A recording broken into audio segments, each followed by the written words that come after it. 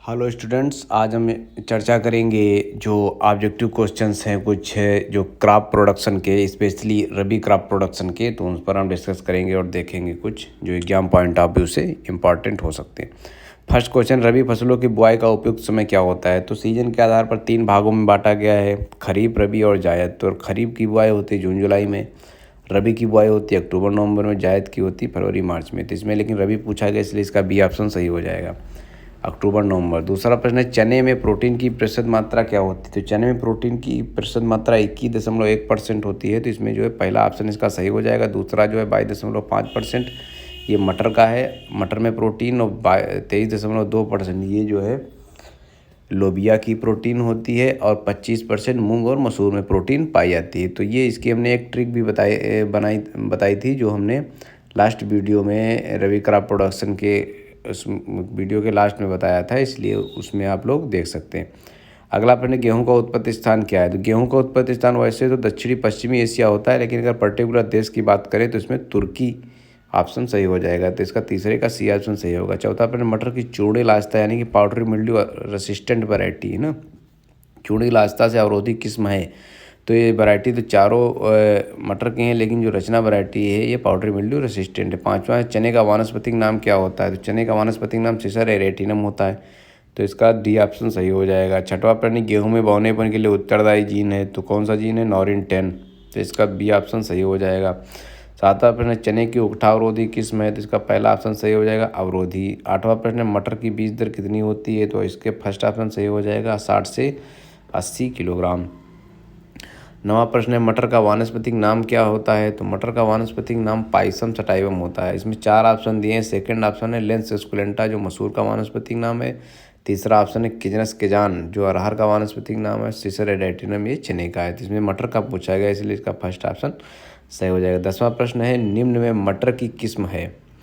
तो पहला ऑप्शन इसमें था आर्केल, दूसरा आज़ाद, तीसरा अपर्णा। तो इसमें जो है ये चारों जो है ये मटर की किस्म है, तो इसलिए इसका डी ऑप्शन सही हो जाएगा। 11वां प्रश्न है, चने का उत्पत्ति स्थान माना जाता है? तो चने का उत्पत्ति स्थान क्या होता है? ये दक्षिणी पश्चिमी एशिया होता है, लेकिन अगर देश की बात करें तो इसमें दक्षिणी पश्चिमी एशिया में अफगानिस्तान स्पेशली जो इसका जन्म स्थान माना जाता है। 12 नंबर पर, चने की मुख्य बीमारी उकठा का कारक है? तो चने की जो मुख्य बीमारी होती है उकठा, उसका काजल ऑर्गेनिम जो होता है उसका वैज्ञानिक नाम होता है फ्यूजेरियम ऑक्सीस्पोरियम, है ना। तो इसका फर्स्ट ऑप्शन सही हो जाएगा। अगला प्रश्न है 14 नंबर, मसूर का वानस्पतिक नाम क्या होता है? तो मसूर का वानस्पतिक नाम देखो अभी हमने बताया था, इसमें बी ऑप्शन में मेंशन है, जो लेंस एस्कुलेंटा जो है वो लेंटिल इसको मसूर को इंग्लिश में कहते हैं, उसका वैज्ञानिक नाम क्या होता है? Lens esculenta. 14 नंबर, मसूर का उत्पत्ति स्थान है? तो मसूर का उत्पत्ति स्थान क्या है? इंडिया। तो इसका फर्स्ट ऑप्शन सही हो जाएगा। 15 नंबर, मसूर में किस प्रकार का अंकुरण पाया जाता है? तो मसूर में अधोभूमिक अंकुरण, मतलब कि वो अंकुरण जिसमें बीज पत्र जमीन के अंदर ही रह जाते हैं, अधोभूमिक अंकुरण कहलाता है। ये अधोभूमिक अंकुरण जो होता है, जितनी भी रबी फसलें हैं उनमें राजमा को छोड़कर सब में रबी वाली जो दालें हैं उनमें राजमा को छोड़कर सभी में अधोभूमिक अंकुरण पाया जाता है। जबकि जो खरीफ फसलें हैं उनमें चने को छोड़कर जितनी भी खरीफ की दालें हैं सब में ऊपरभूमिक अंकुरण पाया जाता है। 16 नंबर प्रश्न है, ऊपरभूमिक अंकुरण पाया जाता है? तो देखिए वही चीज़ इसमें मेंशन भी है, ऊपरभूमिक अंकुरण किसमें पाया जाता है? तो ये राजमा में पाया जाता है। 17 नंबर, भारतीय दलहन अनुसंधान संस्थान कहाँ स्थित है? तो इसका पहला ऑप्शन सही हो जाएगा, कानपुर।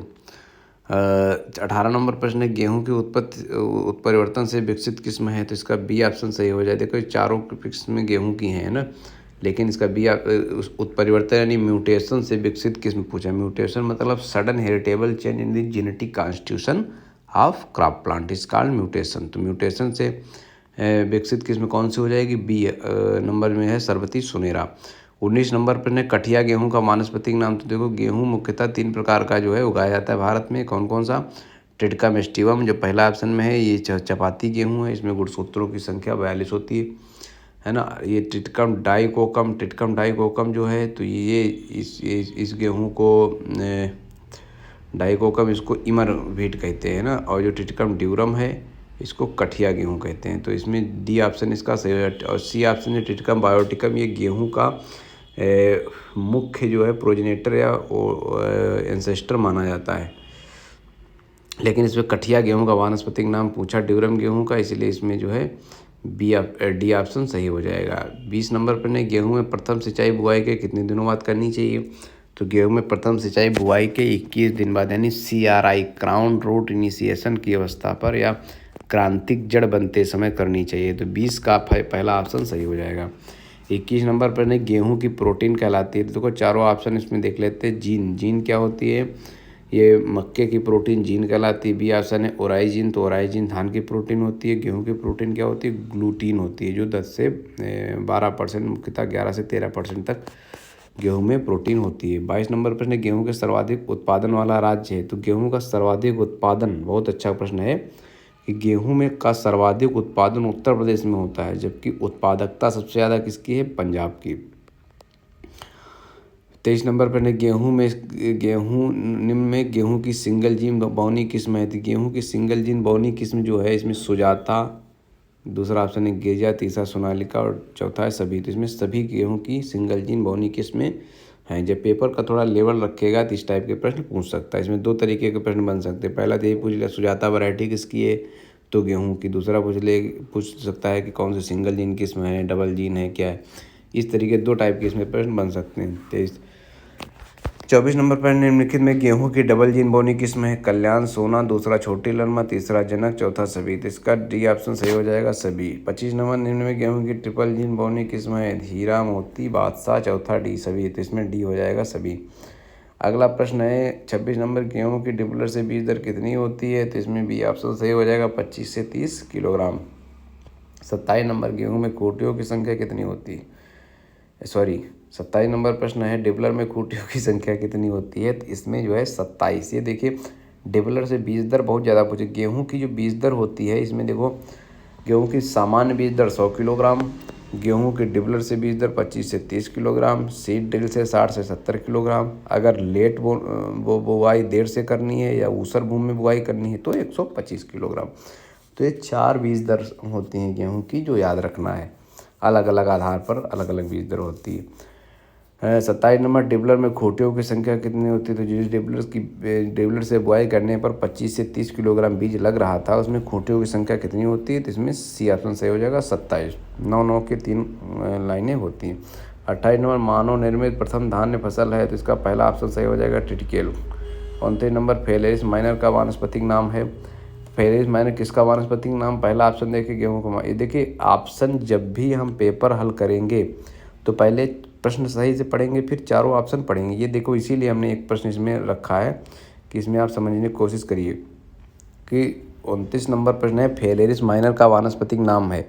मतलब फेलेरिस माइनर वानस्पतिक नाम है। पहला ऑप्शन तुमने देखा गेहूं का मामा, तुरंत जो है गोला भर दिया, लेकिन ऐसा नहीं करना है, क्योंकि दूसरा ऑप्शन है गुल्ली डंडा, तीसरा है कैनरी ग्रास, चौथा है इनमें से सभी। तो ये सभी जो है गेहूँ के मामा के ही नाम हैं, दूसरे नाम है ना। तो इसलिए इनमें से सभी सही हो जाएगा, इसका डी ऑप्शन। यानी कि गेहूं का मामा सही होते हुए भी आपका गलत हो जाएगा, इसीलिए चारों ऑप्शन पहले पढ़ो कोई प्रश्न हो, उसके बाद उसको हल करो। 30 नंबर, गेहूं के करनाल बंट बीमारी का कारक होता है। तो इसमें करनाल बंट की बीमारी का कारक क्या होता है? तो इसका सी ऑप्शन सही हो जाए, नेवोसिया इंडिका। अगला प्रश्न है 31 नंबर, मिश्रित खेती में गेहूं तथा सरसों की पंक्तियों का अनुपात। ये भी देखो इसके ऑप्शन में बहुत घुमाने वाले ऑप्शन रखे गए हैं। पहला 5:1, दूसरा 7:1, तीसरा 1:9, चौथा 9:1। क्योंकि गेहूं और सरसों का पूछा इसलिए 9:1 हो जाएगा। अगर सरसों और गेहूं का पूछता, गेहूं की मिश्रित खेती में, तो क्या होता है 1:3 होता है। इसको बहुत अच्छी तरीके से समझना है। 32 नंबर, ट्रिटिकल किस वैज्ञानिक ने विकसित किया था? तो ट्रिटिकल जो है प्रथम मानव निर्मित फसल थी, जिसको जो है रिम्फू ने विकसित किया था गेहूं और राई के बीच में संकरण करा के। तो इसमें ये भी पूछ सकता है कि ट्रिटिकल में किसका किसका संकरण यानी क्रॉस है? तो गेहूं और राई का। गन्ने का पुष्पक्रम क्या कहलाता है? फर्स्ट ऑप्शन इसका सही हो जाएगा, एरो। 34 नंबर प्रश्न है, अधसाली गन्ने की बुआई का उपयुक्त समय। देखो अधसाली गन्ने से दो प्रश्न बनते हैं। अधसाली गन्ने की कटाई कब होती है? तो ये अधसाली गन्ना कब तैयार होता है? तो 18 माह में बुआई की। और दूसरा प्रश्न ये बनता है, अधसाली गन्ने की बुआई कब होती है? तो ये जून जुलाई में होती है। अगला प्रश्न है, परिपक्वता के समय गन्ने में ब्रिक्स रीडिंग होनी चाहिए। तो ब्रिक्स रीडिंग जो है 17 से 18 के बीच में होनी चाहिए। 36 नंबर प्रश्न है, गन्ने की लाल सड़न बीमारी का कारक है। तो लाल सड़न बीमारी का कारक जो है वो होता है कोलेट्रोट्राइकम फैल्केटम, लेकिन इसमें ऑप्शन में नहीं दिया गया। कई बार ऐसा होता है कि चारों ऑप्शन जो है नहीं होते हैं, तो इसीलिए एक आधा प्रश्न हमने ऐसा भी रखा। देखो 2-3 चीज़ें समझने वाली हैं। पहली ये कि जितने भी इसमें प्रश्न हैं वो सब पूरी तरीके से तुम्हारे सिलेबस के जो भी क्रॉप्स हैं रबी सीजन में, है ना, खासकर चौथे सेमेस्टर के जो रबी क्रॉप प्रोडक्शन का सिलेबस है उसमें जो भी क्रॉप्स, उसी से एक भी प्रश्न बाहर से नहीं, है ना। तो इसीलिए उसको एनालाइज करके रखा गया। दूसरी चीज़ ये कि ऑप्शन में किस तरीके से घुमा सकता है तुम लोगों को, उसके आधार पर भी थोड़ा सा ऑप्शंस को रखा गया। जैसे कि ज़रूरी नहीं है कि चारों ऑप्शन में कोई सही भी हो, कई बार नानाबदीज भी सही हो जाता है। तो इसीलिए इसमें देखो गन्ने 36 नंबर पर में गन्ने की लाल सड़न बीमारी का कारक है, इसमें कोई ऑप्शन इसमें सही नहीं है। लाल सड़न बीमारी का कारक होता है कोलेट्रोट्राइकम फैल्केटम, है ना। तो इसलिए इसका ना आप दी एवं सही हो जाएगा। लेकिन आपको क्या याद रखना है, लाल सड़न बीमारी का कारक कोलेट्रोट्राइकम फैल्केटम। 37 नंबर पर है गन्ने की ब्रिक्स रीडिंग नापते हैं तो किससे नापते हैं, तो हैंड रिफ्रैक्टरोमीटर से नापते हैं, तो इसका सी ऑप्शन सही हो जाएगा। अच्छा 38 नंबर पर है गन्ने में अर्थिंग का उपयोग समय। देखो अर्थिंग जो है हमेशा बरसात से पहले करते हैं, कई जगह मई जून भी लिखा मिलता है, कई जगह जून जुलाई भी, तो इसलिए इसमें जो है जून जुलाई ऑप्शन सही हो जाएगा। 39 नंबर प्रश्न है भारतीय गन्ना अनुसंधान संस्थान कहाँ स्थित है, तो देखिए भारतीय गन्ना अनुसंधान संस्थान पूछा है तो वो लखनऊ में स्थित है। अगर सरकरा अनुसंधान संस्थान पूछे तो कानपुर में, अगर गन्ना प्रजनन संस्थान पूछे तो कोयम्बटूर। 40 नंबर पर गन्ने का प्रजनन संस्थान कहाँ है, तो ये देखो कोयम्बटूर में है, इसका डी ऑप्शन सही हो जाएगा।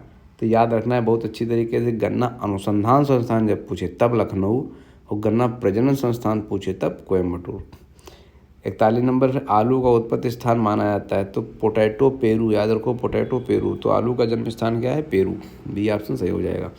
42 नंबर सीड प्लॉट तकनीकी का उपयोग किया जाता है, तो पहला ऑप्शन इसका सही हो जाएगा बीमारी रहित फसल के लिए, यानी दूसरा ऑप्शन सही है बीमारी रहित फसल की। 43 नंबर केंद्रीय आलू अनुसंधान संस्थान कहाँ है, तो CPRI central potato research institute कहाँ पर है, शिमला में, बी ऑप्शन इसका सही हो जाएगा। और अंतर्राष्ट्रीय आलू अनुसंधान संस्थान वो पेरू में है ना। 44 नंबर पर बरसीम की प्रति हेक्टेयर बीज दर कितनी है, तो बरसीम की बीज दर जो है कई जगह 20 से 25 भी मिलेगा राउंड फिगर में, और कहीं कहीं एक आध जगह 25 से 30 लिखा, लेकिन एग्जैक्ट जो है 25 किलोग्राम बीज दर होती है। बाकी ऑप्शन अपने विवेक से जो मोस्ट अप्रोप्रिएट है वो आप लगा सकते हैं। बरसीम की बीज दर फर्स्ट ऑप्शन 25 किलोग्राम प्रति हेक्टेयर। 45 नंबर आलू के अगेती झुलसा का कारक है, देखो अगेती झुलसा जो होता है वो अल्टरनेरिया सोलेनाई से होता है। दूसरा ऑप्शन दिया है इसमें फाइटोप्थोरा इन्फेस्टन, ये हो जाएगा पछेती झुलसा। तो ये भी हो सकता है कि हमने इसमें अगेती झुलसा ऑप्शन में रखा, वहाँ पछेती झुलसा पूछ ले, तो दोनों चीज़ें याद रखनी है। 46 नंबर प्रश्न है लूसर्न का वैज्ञानिक नाम क्या होता है, तो लूसर्न का वैज्ञानिक नाम फर्स्ट ऑप्शन सही हो जाएगा मेडिकैगो सटाइवा, ये लूसर्न का वैज्ञानिक नाम होता है।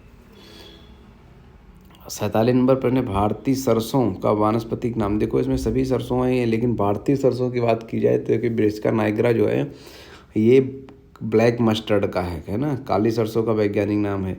और ब्रेसिका जेंसिया, ये दो बहुत ज़्यादा पूछे जाते हैं, ब्रेसिका नाइग्रा और ब्रेसिका जेंसिया। ब्रेसिका जेंसिया जो है इंडियन मस्टर्ड है और ब्रेसिका नाइग्रा जो है वो ब्लैक मस्टर्ड, तो ये दोनों अच्छी तरीके से याद रखने। लेकिन इसमें क्या पूछा भारतीय सरसों का, इसलिए इसका डी ऑप्शन सही हो जाएगा ब्रेसिका जेंसिया। 48 नंबर भारत में सामान्य सरसों की सामान्य बीज दर होती है, तो सरसों की सामान्य बीज दर 4 से 6 किलोग्राम होती है। 49वां नंबर प्रश्न भारत में हरित क्रांति के जनक माने, देखो 4 ऑप्शन इसमें हैं, चारों बहुत इंपॉर्टेंट है। पहला ऑप्शन है नॉर्मन ई बोरलॉन्ग, तो नॉर्मन ई बोरलॉन्ग जो है विश्व में हरित, जब पूछे विश्व में हरित क्रांति के जनक या किसी देश का नाम न ले, जैसे कि इसमें है भारत के हरित क्रांति के जनक, तो उसमें MS स्वामीनाथन सही हो जाएगा। लेकिन अगर पूछ ले हरित क्रांति के जनक, तो केवल हरित क्रांति के जनक पूछ रहा है, तब नॉर्मन ई बोरलॉन्ग सही होगा। और जब स्पेशली भारत की बात करें तब जो है MS स्वामीनाथन, यानी जब विश्व की बात करें कि विश्व में हरित क्रांति के जनक तब एनी बोरलॉन्ग, और जब किसी देश की बात ना करें नॉर्मल पूछे कि हरित क्रांति के जनक तब भी एनी बोरलॉन्ग, और जब स्पेशली भारत का पूछे तो MS स्वामीनाथन। और हरित क्रांति शब्द किसने दिया था, विलियम गॉड ने, सी नंबर। और उसके बाद में वर्गीज कुरियन कौन थे, तो ये श्वेत क्रांति के, दुग्ध क्रांति के जनक थे। 50वां और आखिरी प्रश्न है बरसीम के बीज से कासनी के बीज को अलग करने के लिए कितने % नमक का घोल बनाना चाहिए। तो पहली चीज़ समझो कि बरसीम जो कासनी का बीज होता है, ये सैटेलाइट मिमिक्री वीड होता है, जो कि एकदम पहचान में नहीं आता है, सेम बीज दिखता है बरसीम की तरह। तो उसमें क्या होता है कि ये जब पौधे उसमें अंकुरित हो जाते हैं तभी हमको पता चलता है कि इसमें कासनी का बीज था। तो इसीलिए समस्या आती है कि कैसे अलग किया जाए। तो इसके लिए क्या करेंगे हम कि जैसे 100 लीटर पानी लेंगे तो उसमें 5 किलोग्राम नमक डाल के घोल बना लेंगे। अब उसी घोल में जितना भी हमारा बरसीम का बीज होगा वो डाल देंगे और उसको घुमा देंगे गोल गोल से। जब उसको घुमा देंगे तो थोड़ी देर बाद देखेंगे कि जितने भी कासनी के बीज होंगे वो ऊपर तैरने लगेंगे और बरसीम के बीज नीचे बैठ जाएंगे।